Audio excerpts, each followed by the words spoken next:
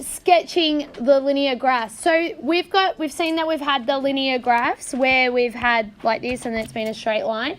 When you remember when we said we only have to use 2 points, so sometimes you found the first and the last and you sketched it. Do you remember doing that with the table of values? Yeah, so now we're going to use this different method, which is the X and Y intercept method.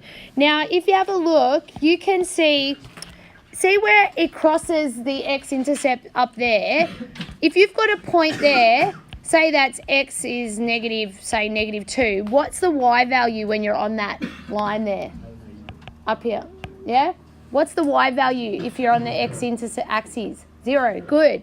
So every time you want to find the X-intercept, here you see you let Y equal 0. And what happens when it crosses the Y axis?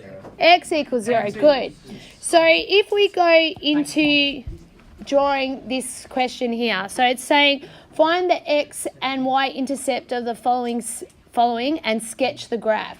So what you're going to do is you've got your formula here. You find the intercepts individually. So you're going to write this out, and I want to see this being written. So you're going to say the X-intercept, and you're going to say that's when Y equals 0. Okay? So every time you see Y in the formula, you put a 0 instead. So I'd have 2 times 0 plus 3x equals 6. So what's 2 times 0? 0. So you're left with 3x equals 6. What's the 3 doing? It's timesing. So if you move it over, what will it do? Divide. Divide. So you have just found the X-intercept is 2. So you have found a coordinate or a set of points. You know when X is 2, Y is 0. Yes? And so now you're going to do the same with the Y-intercept, but what happens at the Y-intercept? X equals 0, yes? So every time you see X, we'll put 0. Okay, so we're left with 2y equals 6. So the 2 is multiplying. So if I move it over, it will do what? Divide. So 6 over 2, what's that? Y equals 3. So you now have another point. You've got when x is 0, y is 3. So if you go sketch that, so get your ruler out, draw your axes. Yes? And you don't have to be overly accurate. So label up these. Okay, now we're going to pop in the 2 points. You said 2, 0, so I'm going to roughly go there. There's the 2, 0. And then you said the other one was 0, 3. So 1, 2, 3. Yes? Once you've got your two lines, we're going to flick our ruler around, line up the dots. Wait, Miss, is that called extrapolating? No. And you line up your dots. Sorry, mine's a bit off, but there you go. All right? All right, so with this one, find the X and Y intercepts and sketch the graph of X plus Y equals 15. So if you found the X-intercept, so you said before, that's when Y equals 0. So it's pretty easy. You can see Y plus 0 equals 45. So X equals 45, yes? So you'd have the point 45 and 0. If you were finding the Y-intercept, same thing. We could do X equals 0.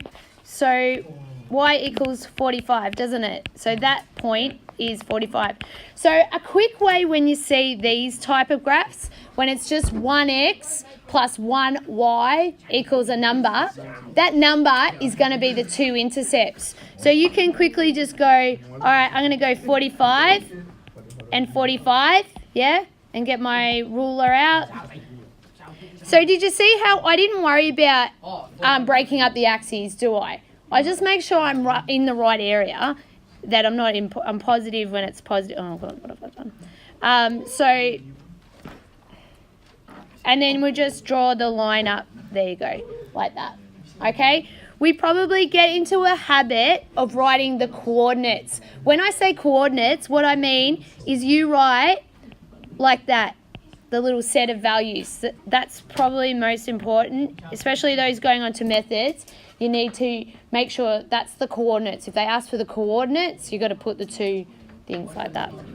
Okay, now we're going to look at, this is another method of sketching the graphs, and it's called the gradient intercept method. Now, do you remember up here, see y equals mx plus c? Yeah. That's the gradient intercept form. Remember we talked about that yesterday? You had to rearrange your equation to get it to look like that. Okay, so with the gradient intercept method, we know that what's the c value? You know that's the y-intercept, yeah. So you can always sketch that one straight off, like you can plot that point straight off. So if we look down here, it's asking me to sketch this y equals 2x plus 2 with the gradient intercept method. So what you do is you plot the y-intercept first. So we're saying it's at 2, yeah? So, all right, that would be 0, 2. Now what you're going to do is you use the rise run method. So you know that m value equals 2, yeah? And you could have found that by going rise over run, couldn't you? Yep. So I'm going to pretend that it was 2 over 1, because 2 over 1 gives 2, yeah? So what you do, I probably should have, sorry. I'm going to move my 2 down so you can see that. So I'll put the 2 here. So what you're going to do from that 2, you're going to go a rise of 2, because it's telling me. So I go up 2, so a rise of 2. So 2 add 2 would bring me to what? 4. And then I'm going to go over a run of 1. Okay? So what would that point there be? It would be 1, wouldn't it? It'd be 1, 4. Yeah? Now that you've got the 2 points, you can get your ruler, line them up, and there's your graph. Yes?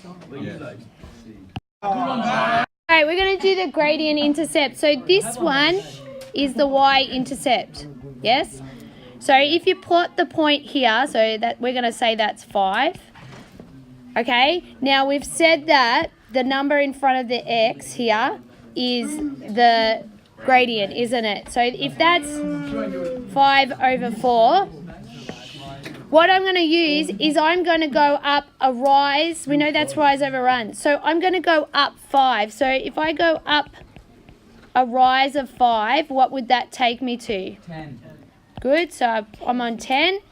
And now I've done the rise. I'm going to go over a run of 4. So where was I on the x-axis to begin with? Wasn't at 0? So if I run over 4, I'm at 4, aren't I? Yeah? So what's the coordinate of this point? 4? No?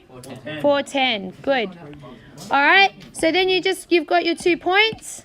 You can line it up. Draw your line. There you go. To get full marks, we need to have our axes labelled. Yeah? Yep. Our coordinates would be listed like there. And sometimes too, it's good to write the equation of the line on the line like that. Okay.